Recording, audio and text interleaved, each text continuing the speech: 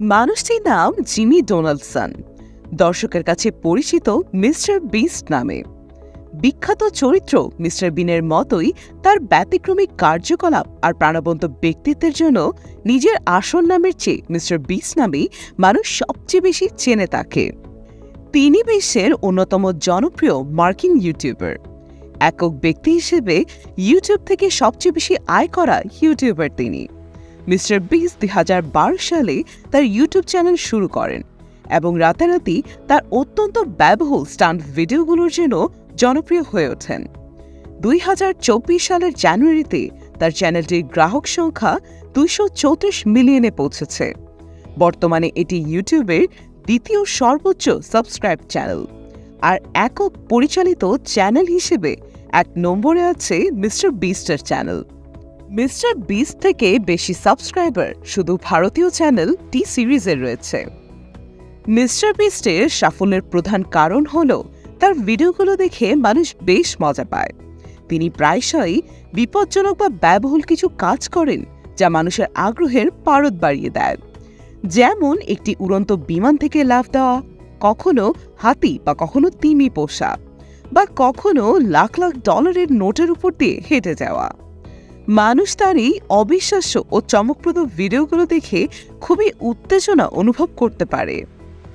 Mister বিস্টের ভিডিওগুলো প্রায়শই viral হয়, যা কোটি কোটি ভিউ পায়। তিনি জনপ্রিয় টিভি সিরিজ স্কুইড গেমের খেলাটিও বাস্তবে আয়োজন করেছেন। মিস্টার বিস্টের সাফল্যের আরেকটি কারণ হল তার ব্যক্তিত্ব। তিনি মানুষ হিসেবে খুবই প্রাণবন্ত এবং হাসি খুশি, যার জন্য তিনি সহজেই দর্শকের সাথে সংযোগ স্থাপন করতে পারেন। তিনি প্রায়শই তার ভিডিওগুলোতে মজার মজার কথা বলেন, যা তাকে দর্শকের কাছে আরও জনপ্রিয় করে তোলে। মিস্টার বিস্টের নেটওয়ার্থ প্রায় $500 মিলিয়ন, যা 2024-এর শেষে $600 থেকে $700 মিলিয়ন গিয়ে ঠেকবে বলে ধারণা করা হচ্ছে। ইউটিউব থেকে তার বছরে আয় প্রায় $82 মিলিয়ন। এটি ইউটিউবের ইতিহাসে এক বছরে একজন ইউটিউবারের সর্বোচ্চ আয়। মূলত মিস্টার বিস্টের আয়ের প্রধান উৎস হল তার ইউটিউব চ্যানেল থেকে প্রাপ্ত আয়।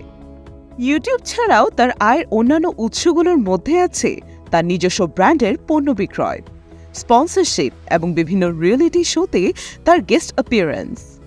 তিনি প্রায়ই বিভিন্ন অনুষ্ঠানে ও ইভেন্টে ব্যক্তিগতভাবে হাজির হন। এতে ইনকামের পাশাপাশি দর্শকদের সাথে দেখা করতে পারেন এবং তার কাজ সম্পর্কে মানুষকে আরও জানাতে পারেন।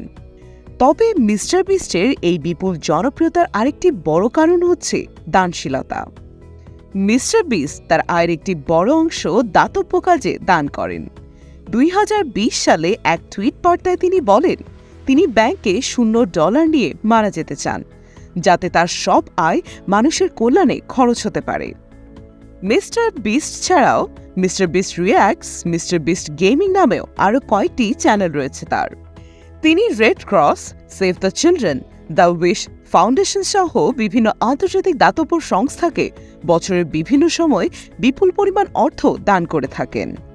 মিস্টার বিস্টকে ব্যক্তিগতভাবে অনেকবার দাতব্য কাজে অংশ নিতে দেখা গেছে। অনেকে তার দানশীলতাকে জনপ্রিয়তা সৃষ্টির একটি কৌশল বলে মনে করেন। তবে তার অর্থের মাধ্যমে বিশ্ববাসীর যে উপকার হচ্ছে তা নিয়ে সন্দেহের কোনো অবকাশ নেই।